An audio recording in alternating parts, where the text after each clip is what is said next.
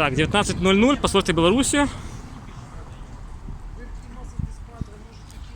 Закончили ми сьогодні наш екзит-пул і зараз робимо підлік наших бюлетенів, скільки сьогодні по нашим назиранням, по нашому опросу проголосувало увогуле за сьогодні.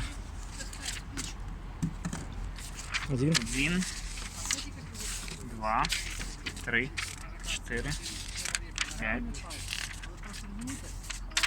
6, 7, 8, 9, 10, 12, 13, 14, 15, 16, 17, 18 і 19. 19 бюллетеней. Все.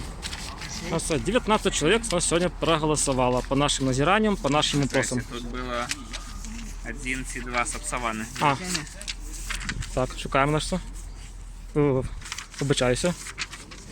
О, один йос. Сапсаваны. У нас виходить 18, так?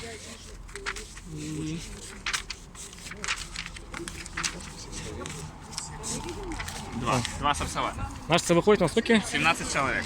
І так, наш це по нашим сьогоднішнім назиранням, по нашим сьогоднішнім опросам у нас сьогодні голосувало 17 чоловік, коли їм зараз все одно, зараз... Ні, не треба за кого.